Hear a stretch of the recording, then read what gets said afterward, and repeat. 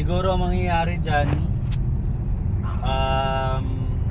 sa delivery, mag-a-add po kayo ng ano eh.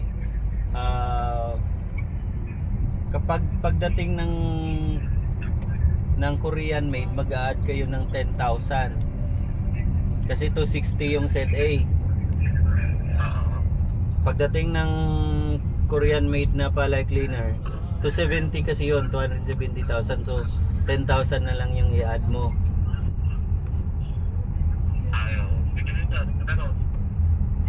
Pwede naman siguro Ma'am Yujo, no? Bigyan na lang natin. Kailan ba magpapadeliver si... Kailan po daw po ninyo gusto magpa-deliver kung kapag 6 months to pay, pwede po.